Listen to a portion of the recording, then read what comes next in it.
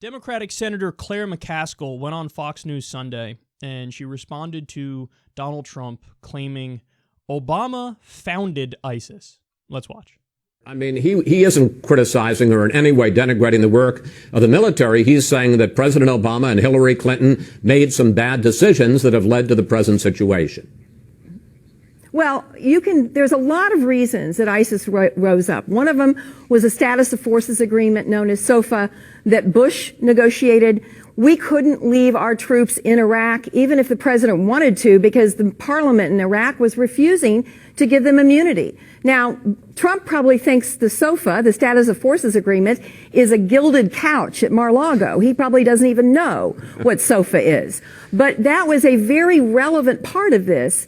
It was also important to realize that Assad, by what he did in his country, allowed ISIS to move into what was then Iraq, Al-Qaeda in Iraq, into Syria and get strongholds and recruit. That was the work in support of Putin, who is Trump's best buddy.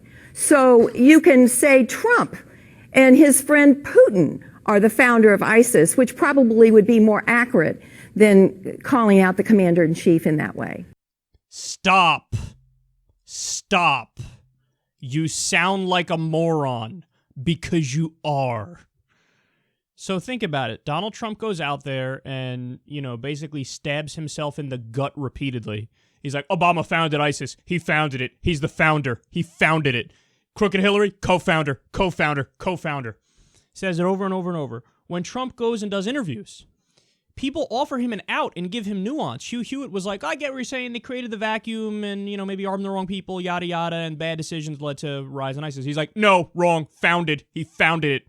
Founded it. That's weird. ISIS started in 2006. Obama was elected in 2008.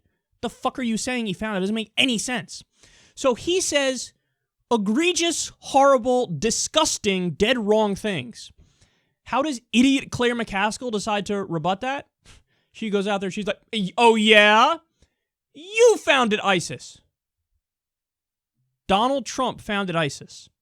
Donald Trump founded ISIS. Donald Trump founded ISIS. That's going to be your argument? Go sit outside. Go to timeout. What the fuck is wrong with you? Why would you do that? It's like the Democrats try to lose elections. Whenever Republicans give them the best, most obvious, clear out ever, like, oh, just be somewhat normal and you win this election. The Democrats are like, how can we fuck this up? Let's find a way to fuck this up. It's almost like Trump is trying to throw the election and the Democrats are like, oh yeah, we're going to make equally idiotic arguments and try to throw it also. Now, thankfully, nobody gives a flying fuck about Claire McCaskill, so this won't be as big news. But don't make this argument, man. What are you doing? What a stupid point that is. So let's think about this for a second. First of all, she buys into right-wing framing in some respects. When she's like, well, ISIS rose because of George W. Bush's status of forces agreement, which meant we left Iraq under Obama. But remember, Bush negotiated the deal, so Obama just followed through. You clown. Do you know what argument you just made? ISIS rose up because we left Iraq. That's a right-wing argument, you prick. Why would you make that argument? That's not true. Why? I love how people love to do revisionist history. If we had only stayed in Iraq, ISIS wouldn't have rose up. But they don't want to do the revisionist history in a way that would actually be accurate and go a little further back in time and go, oh, the problem with ISIS rising up in the first place was that we invaded Iraq in the first place. They go, no, we should have invaded and then we should have stayed there, what, forever? Because whenever you leave now, everything's going to go to shit because you already broke the region when you did the invasion.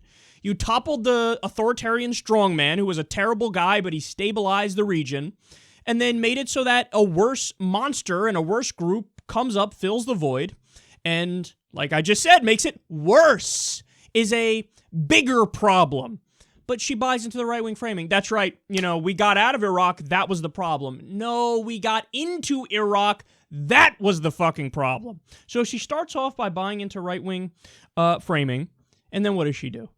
She goes, well, if anything, who I would blame for the creation of ISIS is Assad and Putin, and henceforth Trump, because he knows Putin, or he's maybe kind of done business with him, even though there's really no evidence of that, but the Democrats are running with this because they love red baiting nowadays, apparently, when it's against Trump. So you go, I guess we'll blame you. Think about how disconnected and goofy an argument that is.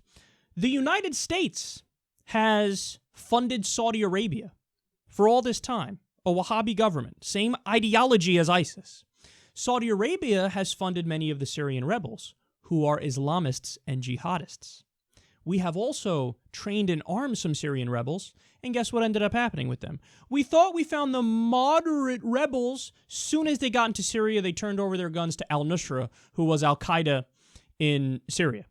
So we arm them, we fund them, and then Claire McCaskill turns around and goes, I'm going to blame Assad, the Shia Alawite leader in Syria, who has been fighting ISIS this entire time.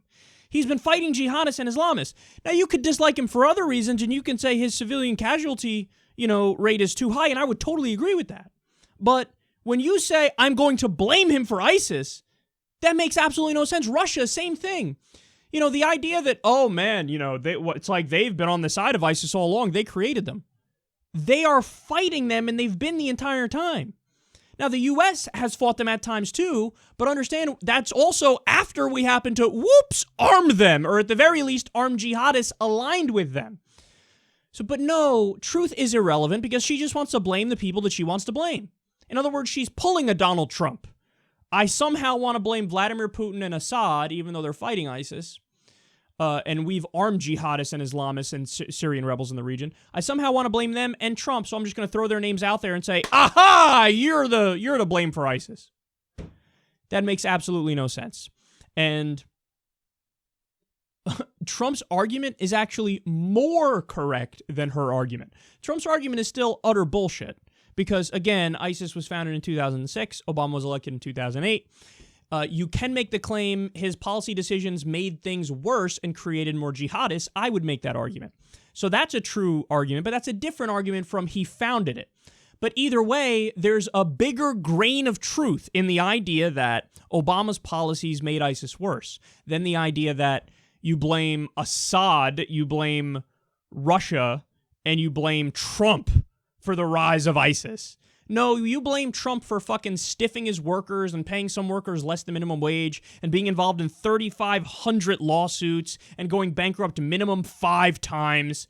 You blame Trump for those things and you blame him for being a buffoon. You don't blame him for the rise of ISIS. That's a stupid point. You know it's stupid. Stop being ridiculous.